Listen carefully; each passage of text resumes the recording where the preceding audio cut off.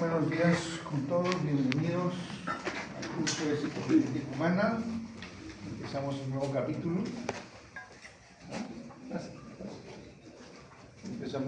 capítulo. Ya habíamos revisado con ustedes el curso anterior, que es de Biología Molecular. Solamente recordarles algunas pautas que son las mismas que hemos mencionado en el curso de Biología Molecular, con algunos detalles adicionales que van a haber en este nuevo curso. Número 1, ya saben cuál es la sugerencia: clase dictada, clase revisada, y si es durante la primera semana, mejor. Y si tenemos tiempo, hablaremos un poco sobre la cromatina nuclear. ¿Desde cuándo empieza la citogenética en el mundo? La citogenética humana empieza desde el año 1956. Antes del año 1956 no había laboratorios de citogenética humana que permitieran hacer el análisis de los cromosomas humanos.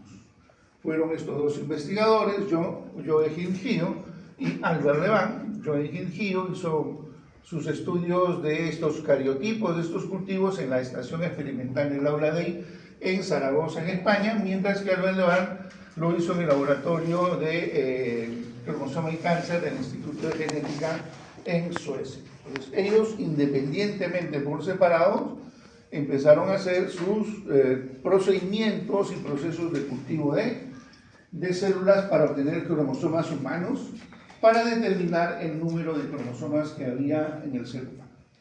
Y es en el año 1956 en el que logran obtener esto, que son las metafases, que permiten identificar los cromosomas humanos.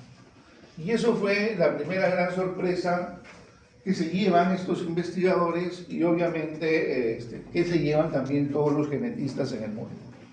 Porque en un primer momento, cuando hicieron sus metafases y lo analizaron al microscopio, Joachim Gio vio que habían 46 cromosomas y pensó que había un error, que se había equivocado, ¿no? ¿Por qué? Porque en esa época la literatura, los libros, los biólogos celulares y todos los científicos determinaban que el número de cromosomas humanos era como el de los primates, 48.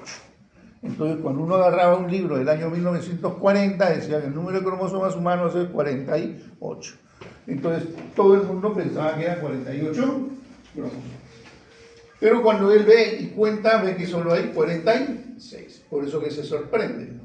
Porque no iba a contradecir a sus maestros y todo lo demás.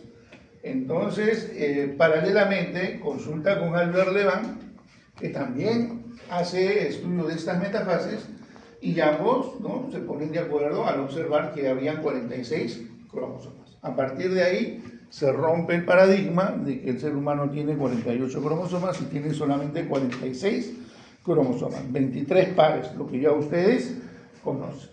Y entonces, a partir del año 1956 empiezan a aparecer laboratorios de citogenética en distintas partes del mundo que permitían obtener metafases para poder hacer el análisis de los cromosomas. Entonces, los laboratorios de citogenética en el mundo recién empiezan a partir del año 1956, a raíz de los experimentos realizados por Albert Levan y Joachim Gio. ¿Okay? Ahora bien, en el año 1956 hasta el año 1966, 63, 66, es una década. Esa década del 56 al 66 es lo que nosotros los citogenetistas solemos hablar de la década prodigiosa de la citogenética. ¿Por qué? Porque en esa década, cuando empezaron a haber más laboratorios de citogenética en el mundo, empezaron a encontrar anomalías cromosómicas asociadas con diferentes tipos de enfermedades o síndromes que ocurrían en el ser humano. Uno de los primeros anomalías cromosómicas en demostrarse fue el trabajo hecho por Jérôme Lejeune en niños que tenían síndrome de Down. Él hizo el cultivo de células de niños con síndrome de Down, y Jérôme Lejeune en el año 1959 demostró que había un cromosoma más en estos niños con síndrome de Down. ¿Se acuerdan qué cromosoma más era? El 21, la trisomía 21, ¿correcto? Y entonces se vio que había en todos los niños con síndrome de Down la trisomía 21, que en un primer momento se llamó la trisomía G, que ya después les voy a explicar por qué se llamaba trisomía G. Y luego, ¿no es cierto?, ya se supo que el cromosoma extra era el cromosoma 21. Jerome Lejeune es uno de los padres de la citogenética y la genética humana, trabajaba en la clínica de maladías infantiles del Hospital de Querefantas en París.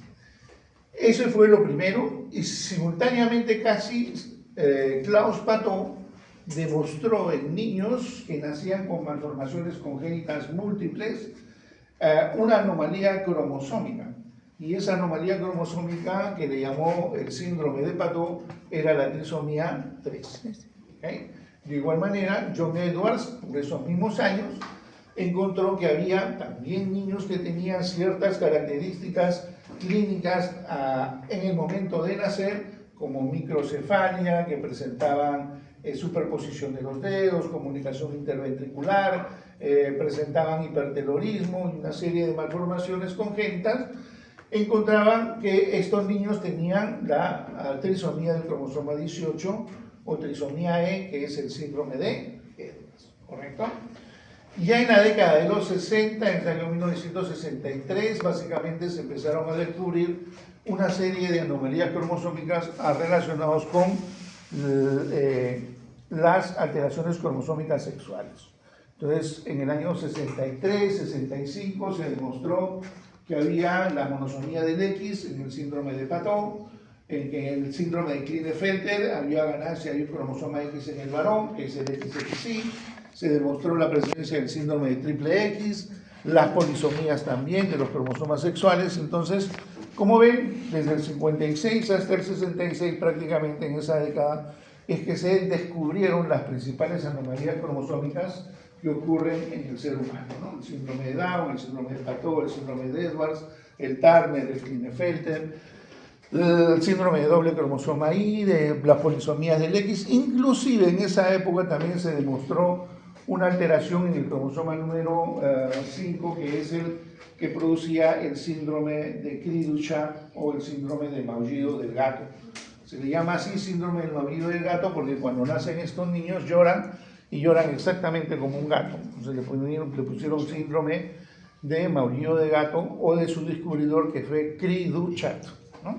Que son niños que nacen con varias malformaciones congénitas que ya vamos a estudiar en su momento. Entonces, desde el año hasta 56 hasta el año 63, que se descubrieran estas anomalías cromosómicas asociadas con estos síndromes, lo interesante era que estos padres de la genética humana o de la citogenética humana, Jerome Lejeune y Klaus Paton, analizaban los cromosomas haciendo cultivos celulares y estudiaban los cromosomas según la propuesta de estudio y análisis hecha por Klaus Paton según su clasificación.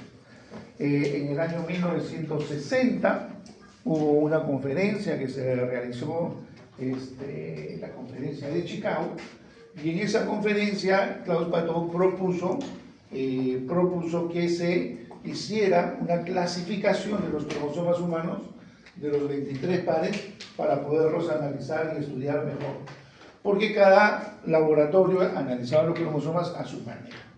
Entonces, cuando hicieron un congreso en Chicago en el año 1960, dijeron, no, vamos a ponernos de acuerdo, porque estamos todo el mundo estudiando como queremos. Entonces yo propongo que, de acuerdo a algunas características que él mencionó, como la posición del centrómero, porque la posición del centrómero define si el cromosoma es metacéntrico, submetacéntrico o acrocéntrico, según el tamaño del cromosoma, la longitud total, el índice centromérico, la relación entre el brazo corto y el brazo largo, la presencia o ausencia de satélites. Según todos esos criterios, yo propongo que la clasificación de los cromosomas humanos se haga en 7 grupos. En el primer grupo, que estén los cromosomas metacéntricos, que son los cromosomas 1, 2 y 3. En el segundo grupo, que son el grupo B, serían los cromosomas submetacéntricos grandes 4 y 5. En el tercer grupo, los submetacéntricos medianos, que serían los cromosomas desde el número 6 hasta el número 12, incluyendo dentro de ese grupo el cromosoma X. En el grupo D, los acrocéntricos grandes, que son los cromosomas del 13, 14 y 15. En el grupo E, los cromosomas 15, 16 y 10, 16, 17 y 18, que son submetacéntricos pequeños, los metacéntricos pequeños, que son en el grupo F, 19 y 20, y en el grupo G, los cromosomas acrocéntricos pequeños, que son el 21 y el 22. ¿Correcto? Entonces ya a partir del año 1960 se estudiaban los cromosomas de acuerdo a esta clasificación, según si fueran metacéntricos grandes, metacéntricos pequeños, submetacéntricos grandes, medianos o pequeños, o acrocéntricos grandes y pequeños. Entonces, durante ese tiempo es que el análisis cromosómico se hace en base al estudio de estos grupos. Por eso que cuando encontraron un cromosoma pequeñito de más que pertenecía al grupo G, inicialmente le llamaron la trisomía G. ¿Por qué no le pusieron de frente la trisomía 21? Porque cuando uno ve los cromosomas sin una técnica de bandeo cromosómico, o sea, lo ve solamente teñidos de manera homogénea, son muy parecidos todos ellos. ¿Correcto? Entonces aquí se ha puesto 21 y aquí se ha puesto 22, pero si yo coloco este cromosoma y lo pongo para acá, no pasa nada, porque son subjetivamente iguales, ¿correcto? Pero aquí había un cromosoma de más, por eso que se llamaba trisomía G. Lo mismo, por ejemplo,